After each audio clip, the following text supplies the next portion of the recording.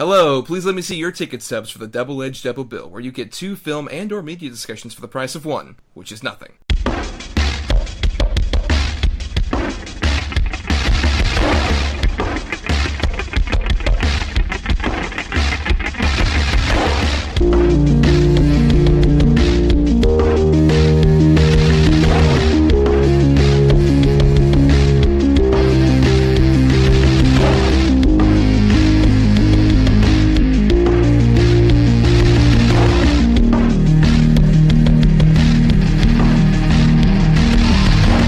Each week, Adam, Thomas, and Thomas Mariani will come to the table to randomly select the yin and yang of a double feature. One will have 2 good movies, the other 2 bad ones.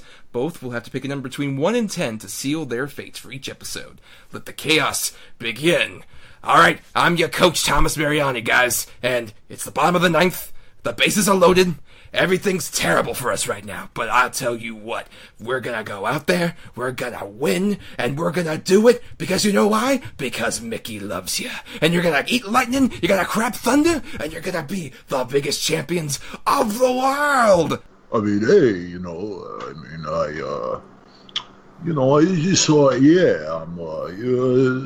I'm Adam Thomas, Ladies and gentlemen, Sylvester Stallone, our guest for the evening. No, that's not him. It's shocking. Yeah, no, I know. It was that good of an impression, I know. But our real guest for this intro, at the very least, is our guest from our Fantasy Films episode we just did last week, Dan Chambos. Dan, how are you doing? I have the power! Technically, yes, though. I guess you do, for the sake of our intro here. You do definitely have that. But for our topic this time, we are doing in honor of Creed 2's coming out the very week we're releasing this, sports films. Which, Adam, we talked about this off mic.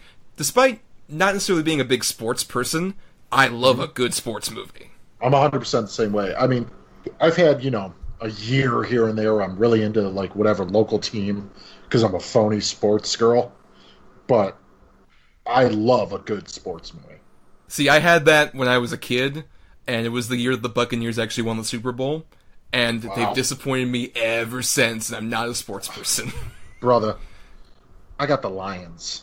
Oh, that's true. Well, from what I hear, that's true. Yeah. Yes, for sure. But are you a big fan of sports movies, Dan? Heck yeah, I've seen a lot of them. All right, my dad's a big sports guy. I've seen all the films from there, and I still continue to watch the new ones when they come out. I really like sports films. I don't know why, but I'll watch them. I love them. I like the documentaries, too, that they got on some of those guys. You're the perfect person, then, for our intro little bit here, which for those of you who might be listening for the first time, basically each week, Adam and I have 2 movies that the other isn't aware of that fit either the good or bad quality for our topic, in this case, sports films. I got the 2 good this time. Adam has the 2 bad. And usually each of us would select a number between 1 and 10 to guess which might be the closest to the other person's 2 numbers they've assigned for their movies. But when we have a guest like Dan, he picks a number between 1 and 10 for each of our choices. So for my 2 good movies, Dan, number between 1 and 10. 7. All right. At number 9, I had the seminal, beloved sports film from 1984, The Natural. Yeah. Oh, God, I love that movie. And I have never seen it. Oh, my God, I love that. I love it so much. And at number 1, speaking of Sundance, I had Butch at number 1 with Paul Newman starring in Slapshot. Oh, God, that's another good one. Holy shit. Now, honestly, man, not 2 I expected. No, I also haven't seen Slapshot, but I should at some point. Oh, man. The brothers. But now, Dan, for Adam's 2 bad picks, number between 1 and 10. 3. All right. Hey, me and at number 2, I had Rocky 5. Ah, fuck. Yeah, and then at number 9, I had, Driven. Oh, you went full on Stallone double feature. Full on Stallone, I love that part in German where they're racing. No, you don't. No, you don't. Yes, I do. Nobody does. I do. I also like Days of Thunder. That movie is awesome. Yeah, shut up. Well, thank you, Dan, for participating in our last episode in this intro here. We're glad that you came, unlike what Adam might be saying. We had a lot of fun with you. Thanks. I had fun, too. Thanks yes. for coming, man. But now, we have to go out and train. We gotta do ourselves a little sports montage and get into our double feature right after this. Catch it! Someday when people look at me, they'll say, there goes Roy Hobbs, the best there ever was. TriStar Pictures presents the story of a father and a son. You got a gift, Roy, but it's not enough. Of love. He means the world to me. And desire. I'm not waiting for true love to come along, Roy. A champion. A Roy Hobbs comes along once, maybe twice in everybody's lifetime. And his destiny. With or without the records, they'll remember you. Robert Redford in The Natural. And we are back. We're still in the locker room, just in them showers. Yep, that's my favorite place to be. But we've watched our double feature. And let's start with the first one, The Natural, our good one, which came out May 11th, 1984, directed by Barry Levinson. Only his second feature, I found out, which is very interesting to me. Yeah, no kidding. His only other feature was Diner, which has some of this Americana stuff that's in this movie, but also is just like a pretty simple, like, talky character dramedy, which is a complete step up from to this. I think I've only seen Diner once. It did not leave much of an impression. Really, the only reason to watch is like, oh, fuck, everyone's in this movie. Right, basically, yeah. There's a little bit of that in this one, too. Well, yeah, that's true. There's definitely a great ensemble cast. But I was talking to Adam, actually, after we did our picks, and I mentioned to him that a main reason I kind of wanted to watch this was because I've gotten a bit of a Robert Redford bug after seeing him in Old Man and the Gun, which he's tremendous in. And if that's his last movie, as the rumor is going around, great way to go out, dude. But this is a wonderful performance from him. It's not, obviously, this is pretty far into his career. He had started really in like the 50s and 60s, became a star, but this is sort of one of his centerpiece movies in terms of like the image of Robert Redford. Would you agree? Yeah, absolutely.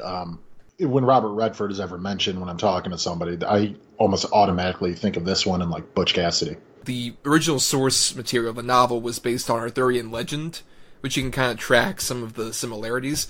And what I like about The Natural is it feels like the perfect fantasy of Americana.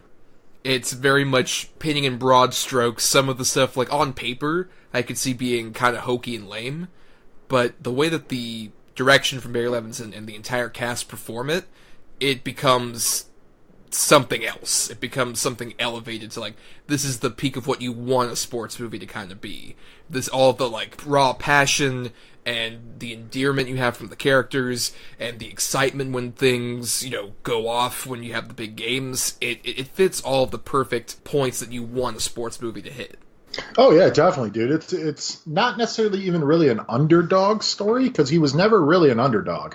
He's always been, you know, as the title calls it, he's a natural. He's always been good. It's just his coming back into the fold and not wanting to be in the spotlight anymore, like he once wanted before, you know, what happened. Now he just wants to play baseball. It's all about the game for him now.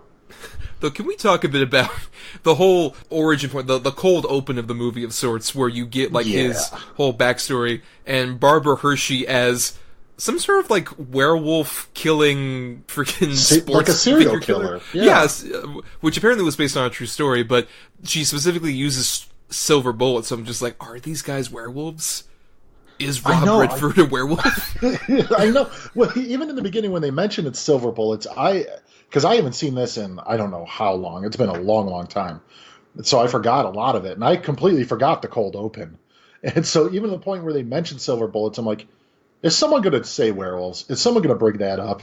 Like, I was fully expecting it for some reason. It'd be totally out of place in this movie, but it just almost seemed like that's the route they were going to go. Wouldn't it be pretty amazing if the reason he's bleeding at the end and during the big game is he's transforming into a werewolf in front of everyone? That would be insane. That would be the best movie ever. But it's interesting because I hadn't seen this movie prior, and most of what I knew from this movie was really the score, which has been used and parodied countless times. Randy Newman's score. Listening to it, immediately I'm just like, oh man, this is why they got him for, like, Toy Story and all the Pixar movies, because it builds such whimsy.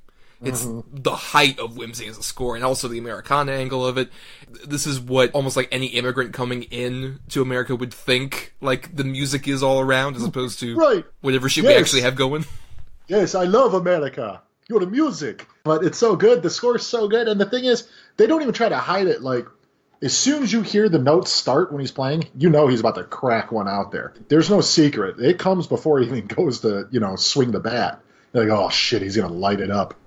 We're like, it's amazing. And it doesn't matter because it just works so good. When it swells, you just get all tingly. Like you said, this is just perfect sports film because of the score and because, it's America's pastime. It's baseball. I mean, you can't get much more patriotic and American than baseball. Right, exactly. And also the whole Americana aspect of it, especially. There were certain points where I was watching this and I'm just like, was this an inspiration for like a Michael Bay in terms of like the over-the-top Americana aspects of it? Like there are certain shots, especially when it's all Auburn in like certain sequences and there's like fields of wheat and all this other stuff and it's just the perfect sun hitting, like that point, probably the best shot in the whole movie that's like, wow, this is amazing, when you see Glenn Close get up in the stands, and the sunlight is around her, and it's like a halo. They literally made it so it could be like a halo around her head.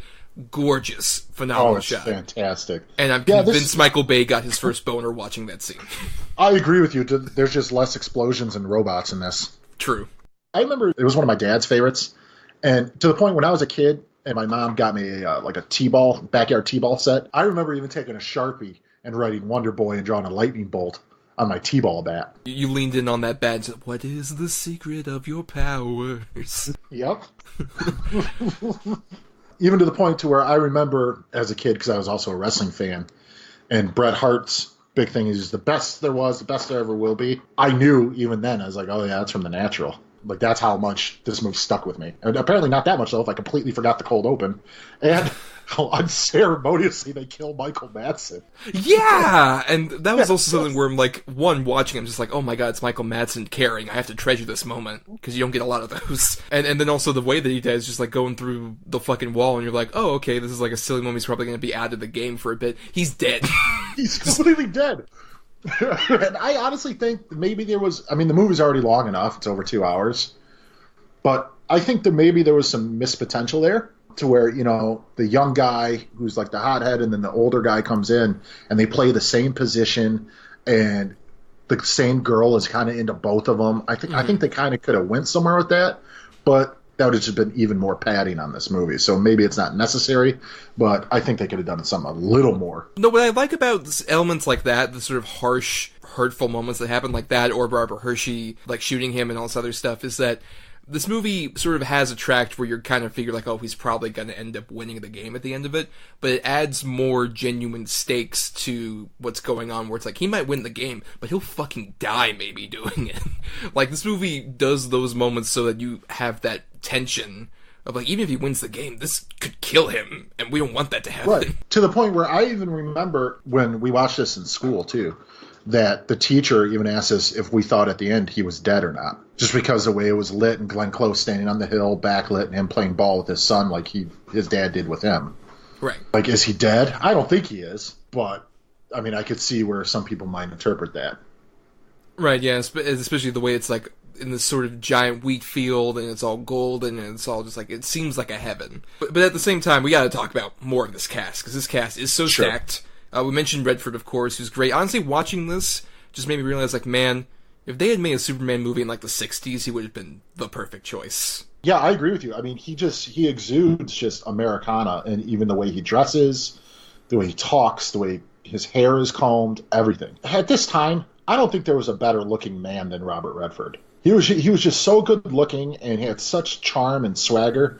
I was watching it earlier, and my wife was watching it with me, and she's like looking at him. She's like, "That's like Brad Pitt now." Yeah, I mean, you could tell that Brad Pitt, when he came onto the scene, was trying to kind of be a Robert Redford. Yeah, maybe even more so even now at his age.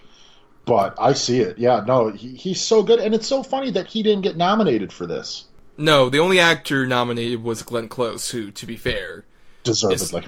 She's so great, and it's like I said, it's not a role really that on paper it seems kind of thin. Former Flame who is trying to like help the she's such a great job with it. She's so sweet and endearing, and her smile just lights up the room. Like the scene where they're in the diner, cafe, sweet shop, whatever you want to call it, and they're talking. Yeah. And dude, you're just like, you fall in love with her. She's so good in this. And I love too that anytime they're together, they are pretty much 100% honest with each other when they talk to each other. Yeah. There's not really, they don't hide anything. They're just open with each other. And I thought that was pretty cool. The only time they break that is where she's kind of being coy about the whole father thing, about her son. But still, she tries to tell him a couple times, and every time she tries, they get interrupted or something. It becomes not the right time. The first scene where I started getting a bit choked up is where she talks about just, my boy's father lives in New York, and it's important to have a father around. And he's like, it makes all the difference. I'm like, because his dad. There's a lot of moments. No. During the last 30 minutes or so, there's a lot of those moments. Oh, absolutely. That worked pretty well. But, I mean, also, you got the whole team where you've got Wilford Brimley as the coach, Pop Fisher. Amazing. Totally what you would figure. Richard Farnsworth and him have such great interaction together. When Wilford Brimley's humming or whistling and he's guessing the song and then he'll hum it and then he guesses the song. I mean, I thought that was so funny and so well done. You could tell these guys have been together forever, to the point where Richard Farnsworth has a genuine care and concern for Wilford Brimley. Right. Yeah, they build a lot about the relationship between all the characters, especially in the baseball team. And particularly George Woloski plays the Bat Boy, Bobby. Yes. Never did a movie before or after this. But I'll be goddamn if I didn't see that chubby little kid's face and just find oh, that's adorable. And then especially when he hands him that fucking bat, that's where I really just fucking broke down. Like, oh god. Oh dude, and he's so happy and proud. And way to go, Robert Redford, for being like, fuck it, alright, I'll use your bat. And they just share that look where it's just like, alright, I'll do it. And it's all unspoken and it's so wonderful. There's a lot of great unspoken nods between people that say so much in this movie. Oh, absolutely. Yeah, absolutely. And God, how young was Kim Basinger in this movie? Oh my God! Extreme. Is this like her first? It's got to be one of her first roles, right? It's got to be one of, if not. Right. Yeah. Clearly, we're not about that much research here. No, not quite. But her and her chemistry with Redford really works, and even we should talk more about the villains. Of course, you got Robert Prosky, perfect as the evil judge, who is the co-owner of the team, who's trying to get the shares out of Pop. I always think of him as such a sweet old man.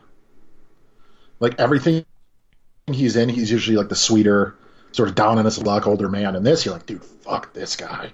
Well, to be fair, it's not just that. I either think of him as that sweet old man because mostly Gremlins 2, for example, where he plays the Dracula host. Yeah. There's that, but he's also very capable of being the slimy guy with the cigar. Because the year before this, he did Christine, where he's playing a similar role. Just hey, kid, what are you doing around here?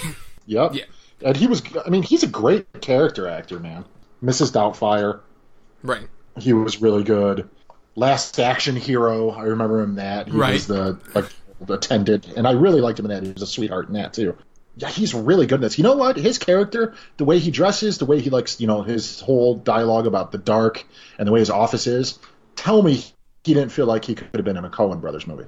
He feels very Coen Brothers-ish. He also feels very much like this great sort of Satan figure who's constantly telling Robert Redford to you could do this, you could do that. And that scene where you're talking about where he comes in, it's all completely darkly lit. And he's like, I learned to love the dark because I was so afraid of it as a child. Such a great scene. It used to swallow me like water. You're like, oh my God. This guy's dark as fuck. And then him and the Cyclops, I can't think of his name either. Both of them felt like they came right out of Oh Brother Where Art Thou or something like that. Are you talking about Darren McGavin? Good. Yeah, Gus. The dad from A Christmas Story, just say it. Oh my God, you know what, dude? I swear to God, I never even placed it. I'm like, I know this guy. Where do I know this guy from? And before I look it up, I always try to remember it because my memory's probably slipping. But yep, that's him.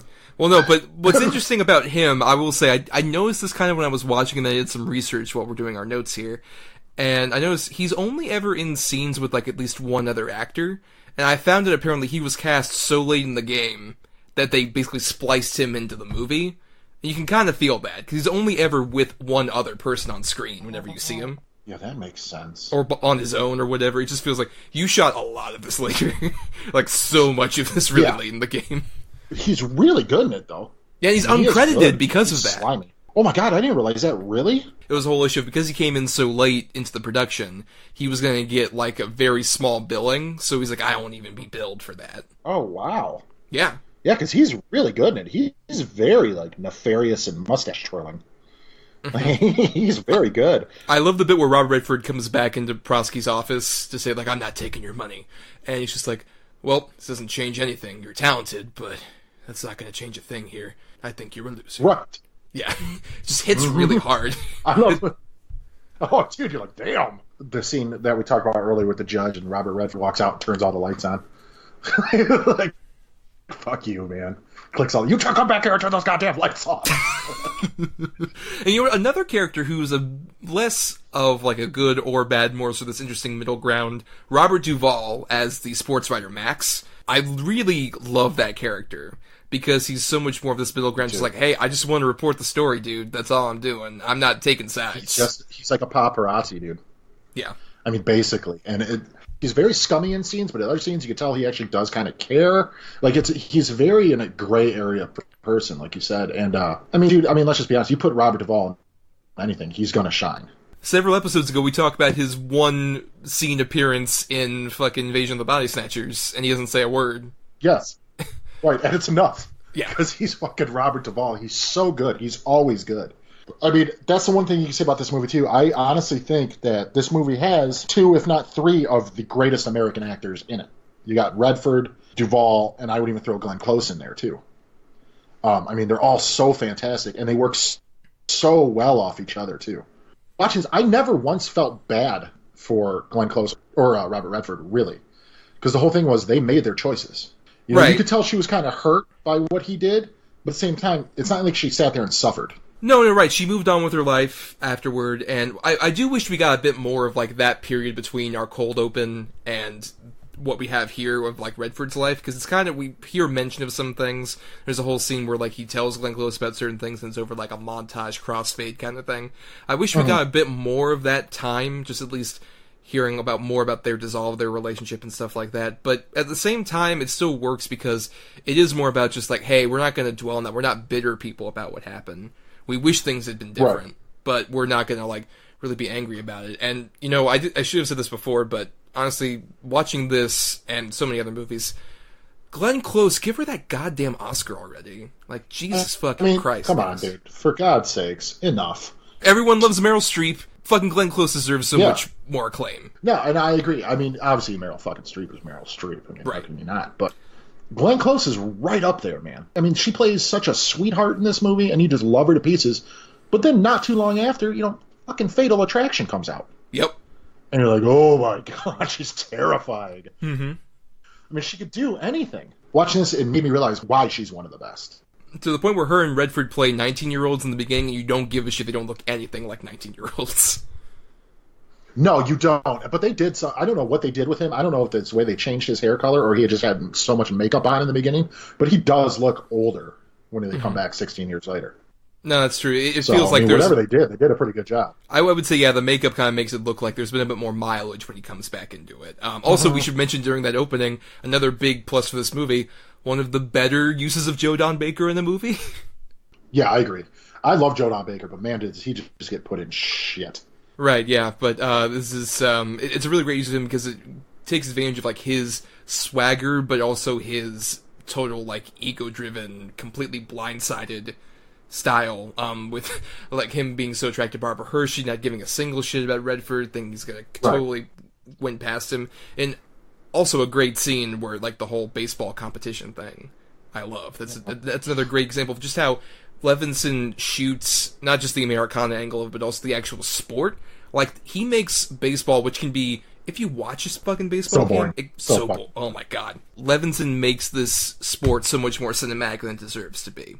Where there are just so many points where, like, anytime he fucking hits something out of the park, you immediately are swept in with all of them. You almost want to, like, look back like everyone else is when the ball hits. You want to, like, look up in the air because of how, like, dynamically it's edited and how it's shot. Also, we should mention Caleb Deschanel, multiple Academy Award nominated cinematographer and father of Zoe. No, really? Yeah. Really? Yes. Oh, wow. Well, there you go. Wait, multiply nominated, so he's never won? No, this movie is shot fantastic. In that opening scene, you know, the 3 strikes, and when the first pitch where he throws it so fucking fast, you don't even see it. Like, it just lands in that dude's glove.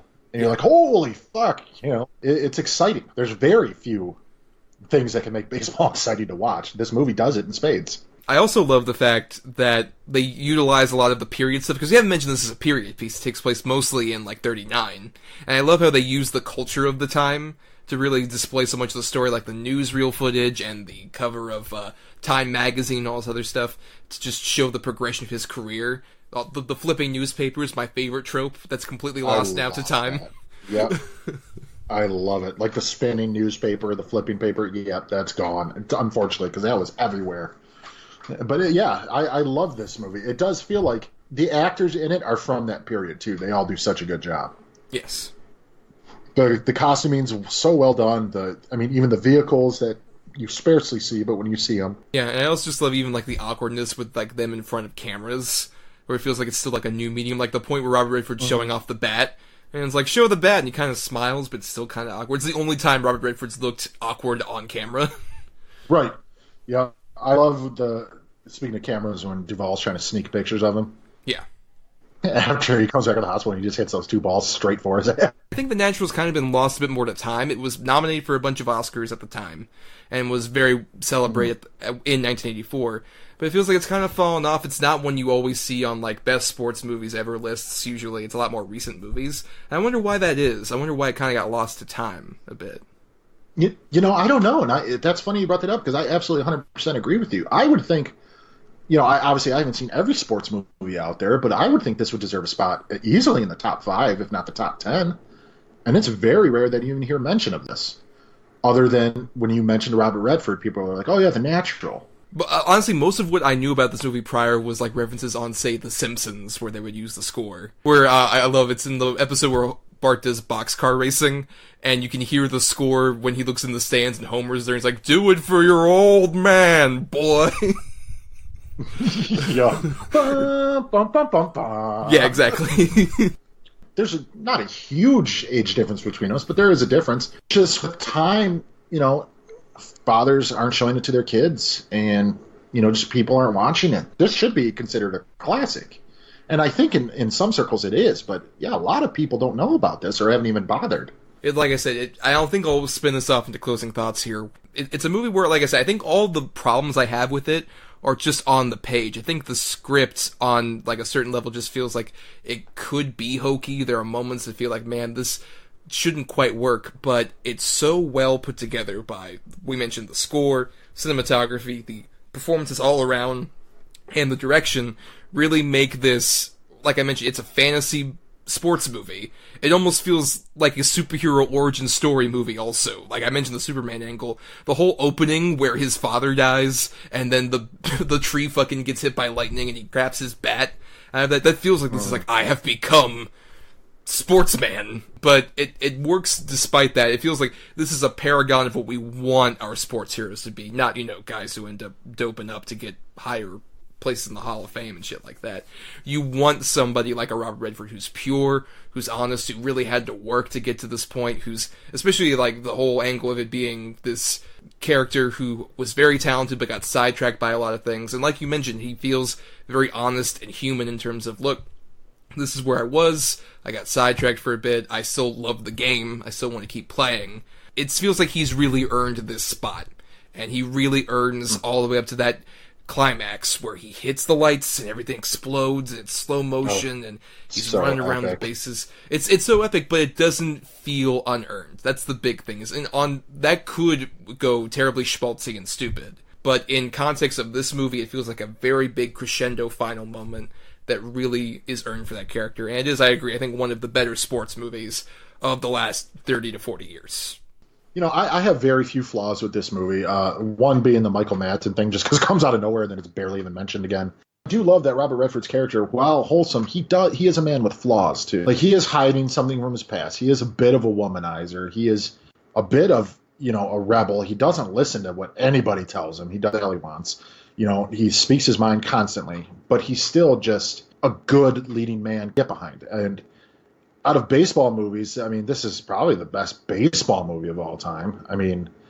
Easily. And that score, just that song, is so iconic, and it just fills you with such adrenaline, where you're like, oh yeah, like, fucking this, now it's happening. Win one for the Gipper.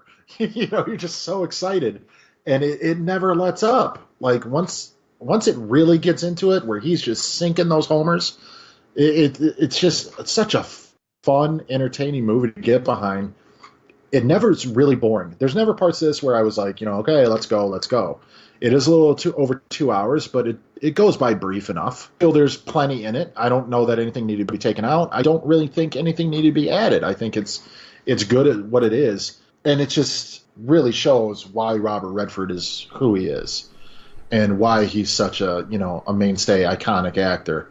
He's fantastic, and I think more people do need to see this. Now, is it because it was shown in school to a lot of kids, and it's got almost like that Catcher in the Rye syndrome, where they're like, oh, fuck that book, man, fuck that movie. I don't know, but I think it definitely is one of the greatest sports movies of all time. Plus, I would also say something like, I say The Sandlot kind of eclipsed it as like the new sports movie everybody watched kind of thing. Definitely. No, that's a very good point. Yeah, that became the new classic baseball movie, which, whatever. Sandlot's a Sandlot. Yep, and speaking of killing us, Smalls, let's get to our next topic, which is Rocky V. This is your medical report. It's not so good, but we can work around it. You lost millions. This is a tremendous opportunity. For him to be disabled? You got insulted. You got humiliated. They tell me you're a piece of garbage. Sometimes you just got to go for it. Why don't you try knocking me down? Let's do it. Sylvester Stallone, Rocky V, rated PG-13. Starts Friday at theaters everywhere.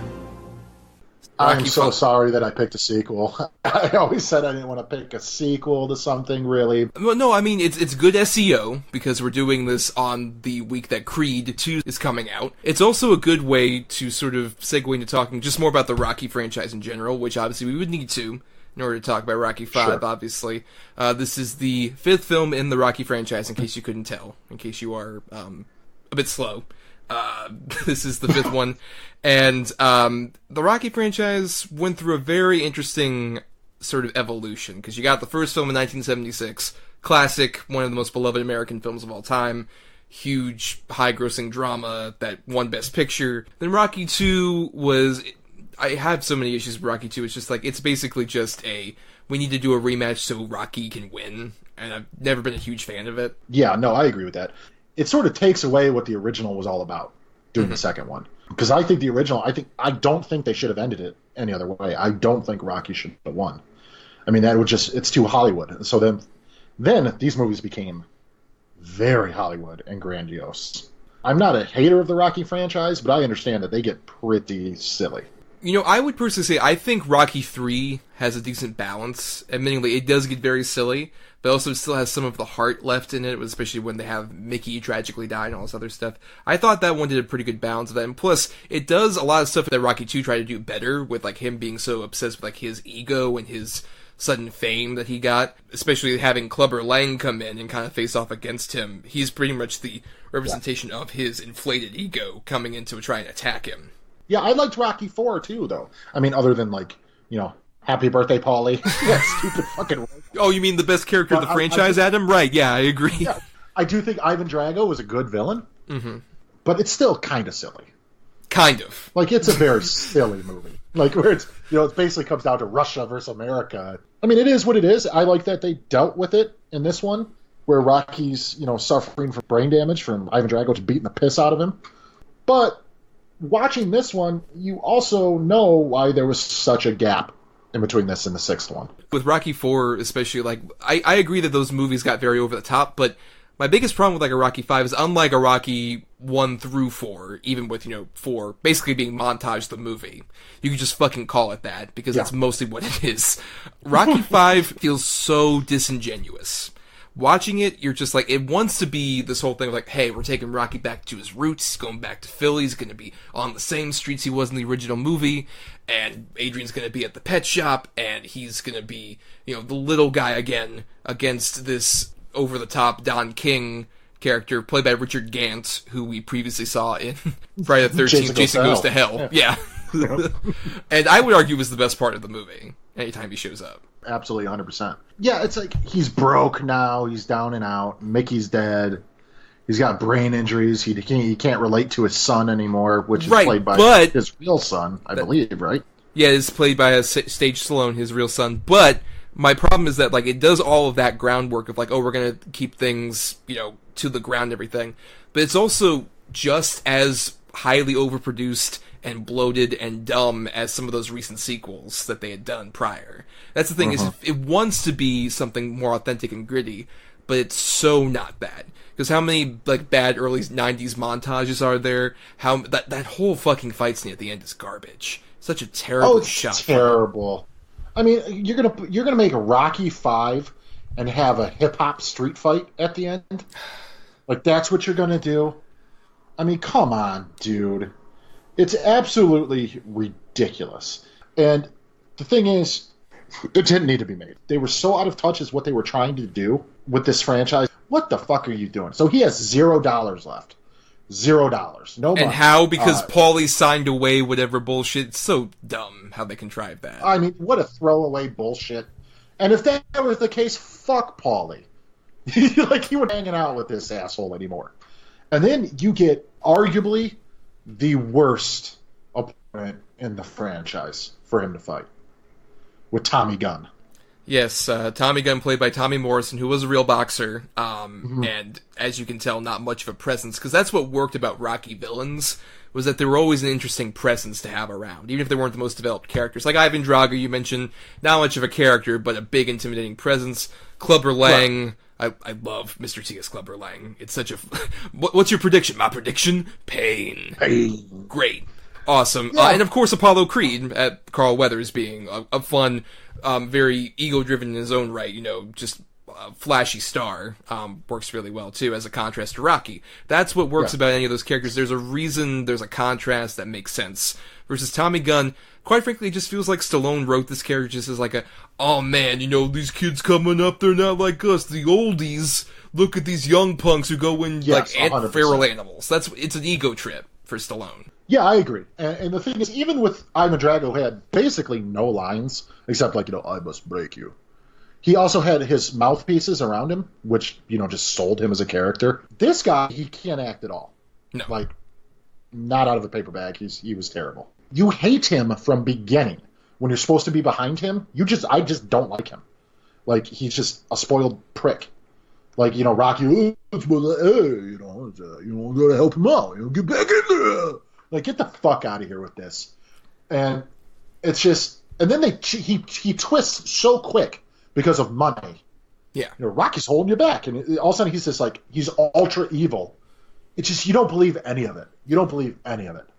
I completely agree with all that, but also the big thing for me is that, you know, Rocky becomes so obsessed with training him and is ignoring his son, and that I feel is like a critical mistake, because as much as Rocky, you know, isn't the smartest guy, he at least is emotionally intuitive. That's what I love about Rocky, is that even when he's an oaf with a heart.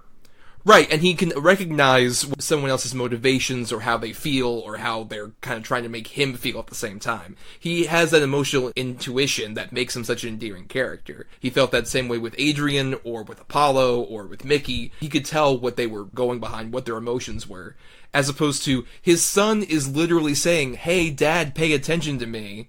And he's too dumb to see that. I don't care what brain damage you have, that is a complete betrayal of Rocky as a character. You're going to devote all your time to this dude when your kid is seriously having issues. Like, that kid is having problems. He's getting beat up, and then he falls in with these other kids, gets his ear pierced, starts skipping school, you know, pulling all sorts of crazy kid shenanigans. And Rocky doesn't give a fuck. He just keeps training Tommy Gunn. And then when he finds out about it, he's like, tries to discipline him. It's like, fuck you, man. You weren't there the whole time. Like, you didn't give a shit. No. And I 100% agree with you. That completely betrays Rocky as a character. It's a betrayal of the character and a betrayal of the franchise and a betrayal of even making a good boxing movie. They don't even bother at the end. And even like Talia Shire in this movie, like, I've never been a huge fan of hers, but it was kind of sweet in the first one, especially, where she was kind of like this dork, not overtly attractive, but Rocky was just into her and everything. But in this one, she grates on my fucking nerves. Like, how many "He's your son, we're your family" speeches to give Rocky before he gets his head back in the fucking game? the thing is, I really liked Talia Shire and him, especially in the first movie, and I always thought they didn't really know what to do with Adrian, unfortunately, after the point where it's like, her biggest role in the sequels is having his kid in the second movie. I always had a problem with how they kind of blindsided her, because I like Talia Shire as an actress, honestly. I just thought, I wish they had done more with, like, her and Rocky actually as a couple, because that's what I love. I love so many great scenes, because I rewatched, interestingly, the first movie, and then watched Rocky 5, and then another movie, put a pin in it, as sort of like a triple feature.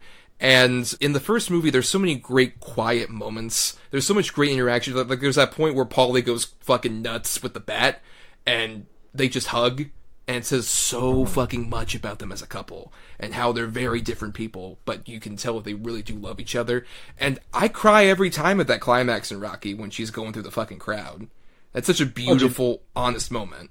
And then in these sequels, they don't know what to do with her until this is sadly, like, I think the biggest role she had outside of the first one. And it's like you said, she's a nag. That's all she is. Yeah, what she becomes is for him to look for in the stands after he wins. Yeah, that's what the Adrian character boils down to in the rest of the films. I don't know if there was ego involved in the writing of this movie. I'm pretty sure there was. It just fails on every level. Like, it almost doesn't even feel like a Rocky movie. No, yeah, even like, the montages are poor. Yeah, you don't get even the worst ones. There's always that uplifting scene, or even to boil it down to where good triumphs over evil. Whatever it is, there's none of that in here. None of it. It's a shame though, because you watch this and you realize you're almost you're obviously watching the first and last performance of Tommy Morrison. It's a shame that he didn't really put on much of a show, but then also like Sage Stallone, who became, a big proponent of independent and grindhouse cinema. And it's a shame what happened to him, because I guess he was actually supposed to redo the role for Rocky Balboa. But like whatever happened, so they got Milo Ventimiglia, who was fine. I mean, he was all right. But you watch it and you're like, fuck, this is like, you almost feel bad that this is their on-screen legacy. I mean, yeah, to a certain extent. Though I'll say the only good things I can say came out of this movie were, like, I agree, Balboa came out, like, a decade and a half later, and was seemingly a really good send-off for the Rocky character, at least as a fighter. And then, I'll say that third movie I was referring to, I rewatched Creed, and watching Creed, I think it's very possible that Ryan Coogler was, like, watching all the Rocky movies and saw Rocky 5, and it's like, how about I do this but make it a great fucking movie? And that's what Creed is. Creed is the same basic structure and makes it phenomenal. I agree, and I have a big worry that Creed 2 is going to be like Rocky 2. Right.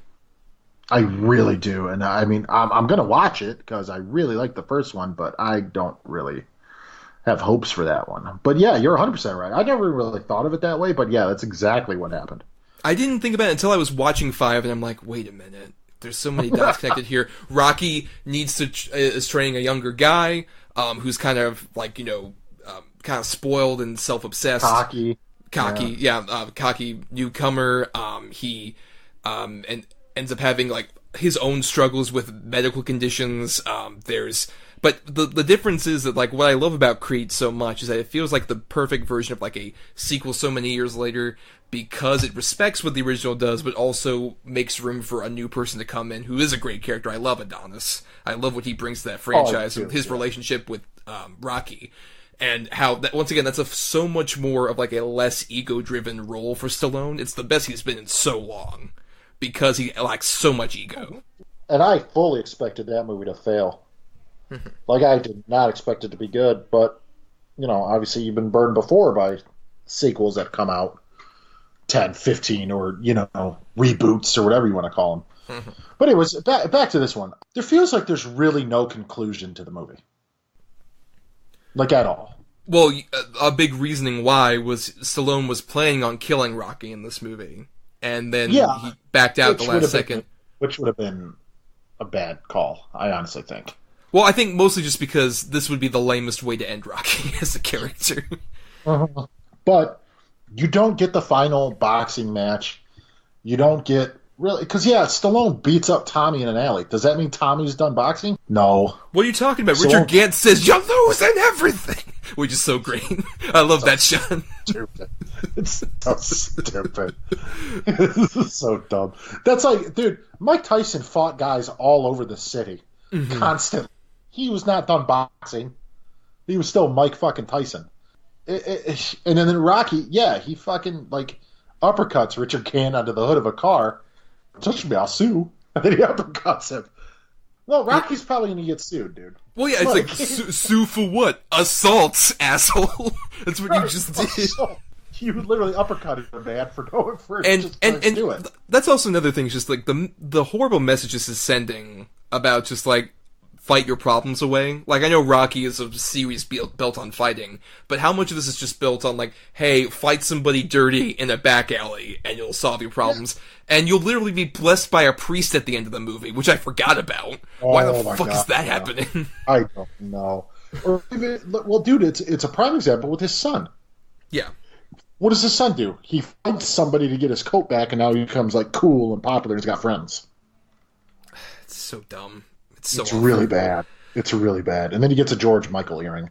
What I like about some of the later Rocky movies is that they kind of realize with, like, a Tommy Gunn that, like, okay, we can't really have these kind of characters anymore for him to fight against. And so they build more authentic, like, grounded boxer characters for him to fight. Like, he's not a very well celebrated character, but the villain in Balboa, I love the fact that he's, like, an actually decent guy. It's such a great turn. Yeah, Mason Dixon. Antonio Tarver, a real champion. Boxing champion. And there's that point where, like, right before the fight, he talks to Rocky, like, look, I respect you. I don't want to do anything bad to you. I'm not going to be a shit heel. But if you mess with me, I'll do the same to you. Yeah, in fact, it's not even him that wants to do the fight. It's all the fucking his agents and everybody else getting in his ear. Yeah. Telling him, you got to fight him, but he's like, all right, fuck it, I'll do it. I mean, just put on an exhibition match. He's not evil. He doesn't punch Adrian, even though she's dead, but he doesn't punch his son or Paulie or anything like that. It's nothing. It's just a boxing match, which is what they did well in Creed as well. Yeah, not in this one. Nope. Not in this one. Tommy Gunn, I took you in, Tommy. You were like a brother to me, my son. Blah blah. Well, that's all over, Rock. You held me back. Like, what? Held you back? You're like, get the fuck out of here. What is this melodramatic bullshit? Yep. This is a boxing movie. Come to blows. Like, let's just get it done with. Have a boxing match. That's the point of the movie. Mm-hmm. And that and also to be very mindlessly nostalgic for the original movie while not getting at all why it worked. And it's sad because this is directed by John G. Avildsen, who directed the first movie. And unfortunately what ends up happening is, speaking of John G. Avildsen's career, this is the Karate Kid 3 for this franchise. Oh, no. He did Karate Kid 3? He did all 3 of the original Karate Kids. Oh, I didn't realize that. Oh, my God. But Karate Kid 3 has a similar thing where it's like, we're just kind of bringing it back to basics, but in the lamest, very thin ways possible. And that's what happened here with Rocky 5.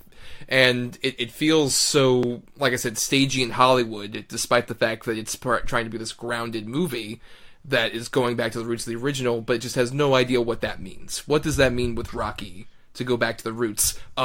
Watch fucking Balboa and Creed, asshole. That's how you do it. Right, that's how you do it. Guys who actually really do give a shit about the character. Mm-hmm. Someone who could come in and keep Stallone's ego a little bit in check. Oh boy. Okay, so final thoughts, Adam, on Rocky 5. Okay, I've seen all of them repeatedly. This is easily the lowest bar in the franchise. Like I said, it doesn't even feel like a Rocky movie. Yeah, Stallone's doing the accent, and he's, playing dumb, and wearing the hat and the leather jacket, and, but it almost feels like a spoof. You literally give zero shits about anybody in the movie, including Rocky, which is the biggest fault. If you can't get behind Rocky Balboa in a Rocky movie, then you don't care. You get behind him more in a spin-off than you do in his own 5th film. I can't say one thing about this movie that I think is done well. Even like you mentioned, the final fight is shot so poorly that it's almost even hard to see what's going on. Rocky assaults the man. It's just this is just such a black mark on the whole franchise, which thankfully has basically been forgotten. Like, people don't even talk about this movie. The fact that we're doing it is just showing how much gluttons for punishment we can be. Oh no, like the thing is, the biggest damning thing about this movie is I remember I was telling my father we were doing this episode, and I mentioned Rocky 5. It's like, is that the one with the Russian guy? No. Is that the one with Mr. T? No, that's not. And he's like, is that the one with the Apollo's son? No, that's not. No one remembers. Nobody remembers it. No, it's that bad. It's so forgettable.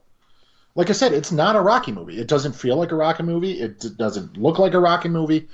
There's no great climax like a Rocky movie. There's nothing here. I mean, I agree with all those sentiments, and I mean, I'll say this much. I didn't necessarily hate the use of Mickey in the movie in flashbacks, only because Burgess Meredith's actually caring. Right. In that one flashback scene especially, even though it's weird because he clearly looks like 15 years older than he did in the first Rocky, but it's supposed to be taking place at the same time as the first Rocky. Okay. His whole like, the little angel's gonna be around you saying, "Get up, you son of a bitch," because Mickey loves you. That's the only thing I remember about this movie, really. Yeah. I think back on is that scene. Which has been a line in the previous 4 movies. So right. Exactly. It's not even original. No.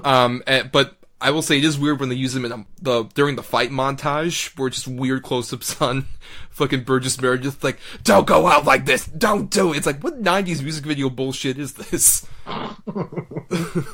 It's the only Rocky movie I would say completely skip. Even 2, for all the issues I have with it, there's some fun moments that are still in Rocky 2 that would make it, I would argue, a lesser but still part of the Rocky franchise, versus 5 has every single hallmark missing, all of the charm, all of the kind of weird over-the-top angles of it. It doesn't want to embrace that, even though it's totally doing that. It's totally being an over-the-top commercial product, but it also wants to be the grounded movie the original movie was, and ends up being neither of those things. It ends up being just a complete waste of time, and a waste of life! Yep. You gotta eat lightning and crap out Rocky 5. But that is the end of our discussion on the double features, but we do have some feedback about, we asked you all on our Facebook page and Twitter page, at DEDBpod, what your favorite and least favorite sports movies are. And boy, you guys responded. We got a lot of feedback here. Holy hell. Thanks, guys. Good God. Now, we do appreciate it. And first up is Adrian Cardenas, who says, some of my favorites would have to be Rocky, Warrior, A League of Their Own, Bad News Bears, and Major League. Least favorites would be the Bad News Bears remake, Air Bud, Rocky 5, and Joanna Man. David Maynard says Blood of Heroes. Trevor Dunham says favorite, Basketball.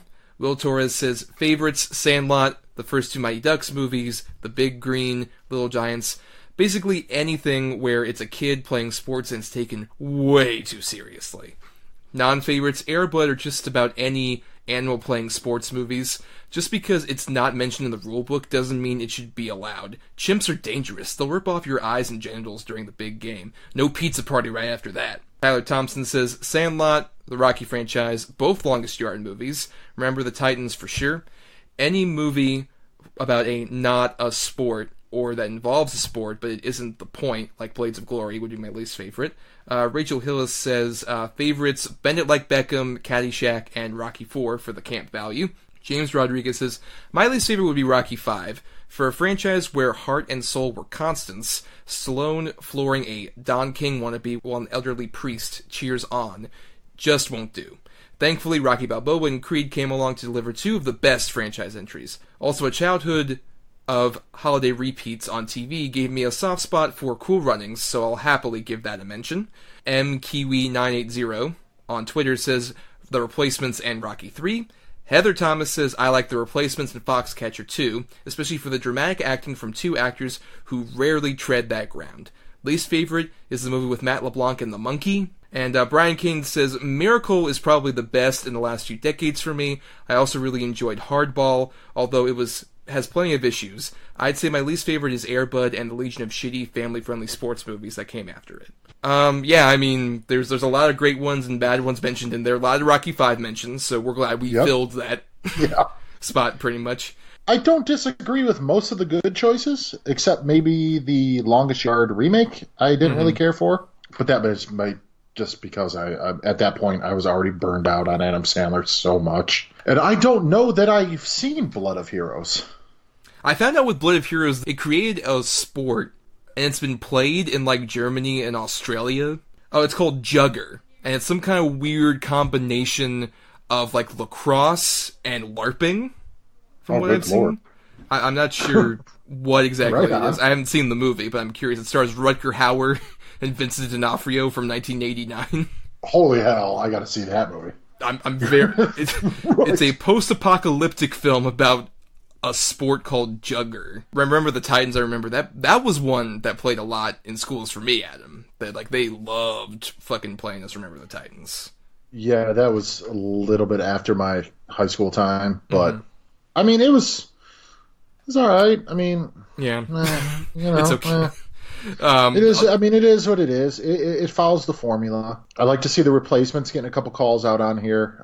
I think that's a fun movie. I'll tell you, Foxcatcher to me, it's a dry movie, if that makes sense.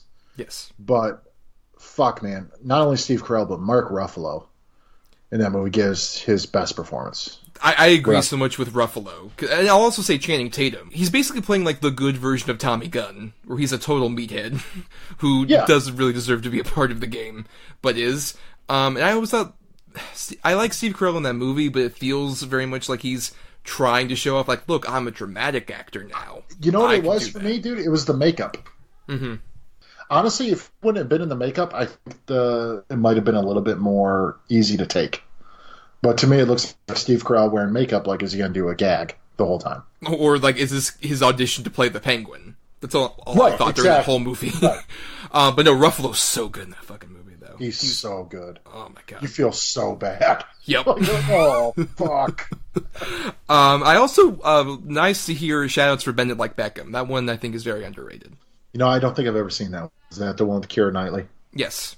I remember, especially watching it as a kid, like an early example for me was just watching, like, oh, just because someone looks different, they actually, and have like a different cultural background, you can still relate to them on an interesting level. That was an early example of that for me. It's a cute movie. It definitely deserves to be watched more. I like to see Caddyshack mentioned. I love Caddyshack, although I would definitely throw that along where the sports don't really matter in that movie. No, not at all. It's definitely just a movie of shenanigans. It's an excuse for those great comedians to riff around a weird story where you have, like, that one teen as your main character. I'm like, why the fuck do I care about him and having, like, a weird pregnancy story with his girlfriend? Who cares? Yes, give a shit about him. Right. You just want to see, Rodney Dangerfield and Bill Murray shredded up. Hey, everybody, we're all going to get laid. Great ending for a movie. I love Rodney Dangerfield so much. Take my wife, please. I do agree with Miracle, though. I also think Miracle is one of Kurt Russell's last really good performances. I did like him in, like, Bone Tomahawk, and even, like, Death Proof, he was pretty good, but he's phoned it in, man. I thought he phoned it in Guardians 2. I disagree with that very heartily. I mean, I could see it more in, like, say, that Netflix Santa Claus movie that he's doing. Oh, my God. What the fuck is that? Okay. What the fuck? That looks way more just like cash-in bullshit. Looks atrocious. What the hell are they thinking? Which I believe is coming out as we're releasing this episode. I'm not watching it. I refuse. Look, it'd be like any other number of Netflix things that don't get watched by me. But no, Miracle, I agree, very underrated. Miracle deserves... It feels forgotten as well. It deserves more attention. Yeah, I agree with that. Because when it came out, it was a big deal. And now everyone's like, fuck it. Yeah. Well, we also have some other feedback related to some other things. We posted on the Facebook and Twitter page also about just some honest feedback from you guys about how the show's going, and Brian Kane also shared this. It's hard to have many criticisms about the format. The film talk is great, aside from one key aspect, the way that you guys pick the movies. There's just not much to it, and picking a number from 1 to 10 is kind of boring. I suppose it gets the job done, but having an interesting formula for selection could be an added hook. I'm afraid I don't actually have an idea for a replacement, though. Only other criticism, it's film and or media discussions, right? Maybe give a TV show an episode or two at the end of every month, maybe? Great podcast, wish you were even longer. Well, we appreciate that, all the criticism that's there. Yeah, absolutely. I mean, we've talked about some of that, like definitely the film and or media discussions we've contemplated, and I only leave that open just so we could potentially branch out to other things, like especially TV. I agree. I would like to cover there was more even television. talk one time of us doing video games. Right, though there's just a lot of complications with, like, what do we play? Do we have access to it? You haven't, right, exactly. Yeah. It's a bit harder to do on a weekly format like we do here. But, I mean, also definitely with the picking, I mean, we've contemplated that. It's just the only issue is really, I don't know if there was really much any other ways that we could pick an audio format, right? No, I agree. I think maybe the only thing I can think of, and I don't like the idea, but the only thing I can think of is each of us come in with one choice, and this is the good one, this is the bad one, that's what we're doing. But the reason I don't like that is because, I don't know about you, but I'm constantly fighting with my choices. What am I going to pick? Yeah. Well, I'm going to do this one or this one. So having two is almost like necessary. I could easily do this with 3 or 4. But honestly, dude, if anybody has any ideas, like how to maybe change that or come up with a better formula or a better idea on how we do our selection, I'm all ears. No, definitely, I agree. Definitely all ears to hear any opinions on that and how to change and evolve the show, because we would love to do that. We don't want to grow stale, and we definitely want to hear from you guys who are loyal listeners on that. And speaking of those loyal listeners, Mallory Somerville, one of our bigger fans, says, for the Fantasy Films episode, you guys need to do a part 2 for this. So many more movies I'd love to hear you cover. And we've talked about this too in terms of repeating topics. We aren't necessarily against the idea, especially because if nothing else, if we ever repeat a topic, it will most likely be because we can switch off on the quality that we did in the original episode. That's the main reason we would do it. I agree, and it's also if it's a relevant topic for something that might be coming out at the time, for it to maybe take place, something we have planned, because we have topics planned for months. Yes. And I think they're all good topics. Right. But, something relevant happens or something's coming out, then, we're always open to change topics. It's not like we're, beholden to a one-and-done situation. It's just, is there a need to revisit? Right, and there's always at least the one reason of switching off that quality. Also, I think we've definitely discussed, though, if there's one we're definitely going to revisit, it's Westerns. Because that Western episode had 2 lesser choices for good and bad. I agree. That's one of the few ones where both choices came out as bad. To a certain extent, yes. Well, mediocre and bad. Mediocre. And in terms of fantasy films also, just a hint there, Mallory, there's a certain big TV show everybody loves that might fit the fantasy theme that's coming back for its final season. Mm-hmm. So maybe, who knows? The Connors, guys, everyone's favorite fantasy show. Which is a fantasy. No, but that's all our feedback. Thank you guys for all the feedback. We really do appreciate it. And we wanted to do something a bit different as well here, because in the time since we have recorded our last episode, we don't talk about news a lot because we usually record these about a week in advance or so. But, since our first episode was Marvel-centric, our first episode was on Iron Man and Ghost Rider Spirit of Vengeance, we did want to at least briefly talk about the unfortunate passing of Stan Lee, who, man, that hurt. Yeah, dude. If anybody, if I had to pick a top 3 of influences on my childhood or people who were there, he's in the top 3. He might even be a number 1 with a bullet. The guy created all the worlds that I love to explore when I was afraid. Anything else, his ideas and everything got me through a lot of hard times. He lived to be 95. He had a long, long life, and he wasn't slipping at the end. He was still sharp as a tack. Just he was old. And it happens, unfortunately. His ideas have shaped what modern cinema has become. His ideas have endlessly inspired artists across any medium. And right, I was obliquely referencing Game of Thrones earlier, but there was a great interview I listened to with George R.R. Martin, which he did moments after he heard Stan Lee died, and a lot of it was him talking about how much it influenced how he created that world of Westeros and the character relationships. And I never even thought about it, but that makes a lot of sense. And honestly, thinking back, I saw this on Twitter, and it's so true. Stan Lee was basically our generation's Walt Disney. That's 100% correct, but less racist.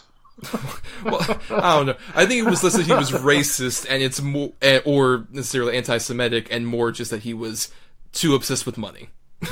And that blindsided him. But that's a different discussion. But no, Stan Lee, he not just as also a creative force that we're talking about, but as a persona. Because I knew mostly, I'm not as huge a comic person, but I knew Stan Lee just as the guy who showed up and was the face of Marvel. I was just hey, true believers, why don't you read a new Marvel book? Yeah, absolutely, 100%. He had his mail-in column at the end of every comic almost. Mm-hmm. And dude, the guy gave us the X-Men and Spider-Man. I mean, the X-Men was such a huge part of my childhood. The cartoon, the toys, the comics, everything. I mean, I owe so much of my childhood and my time and my wonder and fascination and fantasy and all that to Stan Lee. Again, though, it's not like he died unexpectedly, so am I sad he's gone? Yes. But, I mean, it was inevitable. Inevitable. My only real sad point was just especially how he sort of, like, the last years of his life was just some of the elder abuse stuff that came out. I was very disappointed to hear about that from his manager. I think, if anything, hopefully that can just shine a light more on that, which happens a lot more than you think it would. Oh, it's horrible. Yes. It is really horrible. But still, I agree. He lived such a wonderful life. He was such a great presence. He's one of the things that, obviously we talked about those Marvel movies. He showed up in so many of those, and that became an Easter egg that even, like, people who don't know a thing about comics picked up on. Like myself. It's just like, oh, there's Stan Lee, the guy who shows up in all these Marvel movies, and was always a fun presence. What was your favorite Stan Lee cameo? I liked him as the strip club DJ in Deadpool. I thought that was fun. Make way for chastity. Yeah, I really liked him in Civil War, though. You Tony Stank? Mm-hmm. I thought that was great. I also liked the Ant-Man and the Wasp, where he's like, oh, the 70s really got did a number on me, when his car shrinks in front of him. He was always fun to see, though. I mean, he was always fun. But probably the Deadpool one. I would say it's not, obviously, my favorite in the Marvel movies, but I think it is my favorite Stan Lee cameo is the one in Spider-Man 3, where he just shows us, like, I guess it shows one person can make a difference. Enough said. And that's so funny. I just watched Spider-Man 3 yesterday with my kid. Mm-hmm. It was horrible to get through. That's a bright spot, of course. Yeah, I almost literally took a picture of that scene because they're so well framed. Yeah. To save that picture, but yeah, that's a good one. That's a really good one. And of course, I'll also give a shout out to Mallrats. It's one of the things that holds up about Mallrats pretty well. Is his your friend seems to have a lot of interest in superhero genitalia. How could you not love Stan Lee? But anyways, sympathy to his family and to all of his fans. It's just, it happens. Time moves on, and there will never be one like him. No, it was the true end of an era, his passing. Right. But we also want to thank some people out there who helped us with the show. Thanks to Chris Oliver for the music used for our show. Listen to more of his music at chrisoliver.bandcamp.com. Also thanks to Emily Scarda for the art for our show. She accepts commissions at fiverr.com/EEScarda. And also want to spread some thanks to all of you out there because we're releasing this on Thanksgiving week. So especially all of our American listeners, happy Thanksgiving. Happy Thanksgiving, guys. Yep, eat your turkey and watch the Mystery Science Theater 3000 thing on Netflix. Which I think I'm going to do. I think that's my plan. Yeah. I mean, either that or the Joe Bob Briggs thing on Shudder. Or more importantly, avoid your family and listen to more episodes of Double Edge Double Bill. Yeah, do that. And drink a lot of alcohol. Mm-hmm. And you know where you can do that, Adam? You can do that now on Spotify. Since our last episode. Spotify, you say? Yes! Since our last episode, we've released all our episodes on Spotify. So you can stream those on your favorite music app. You can listen to the latest Kendrick Lamar album and then listen to us. Which is what you should totally do. Find Double Edge Double Bill on the Spotify. And if you have any other recommendations for apps for us to spread to, we definitely would want to hear it. Is there any other ones that we want to... Because we want to expand our reach, obviously, so Spotify is just one of many different avenues. Speaking of avenues to reach us, you can also reach us over on Twitter and Facebook at DEDBpod, or on our email account, which is doubleedgeddoublebill@gmail.com, all spelled out.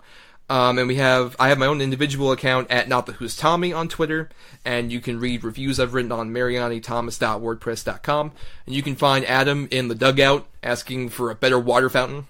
Absolutely. Or you know what? I want to do something. One of our listeners, tell me what social media platform you want me to be on. And I cannot guarantee that I'll do it, but I will listen.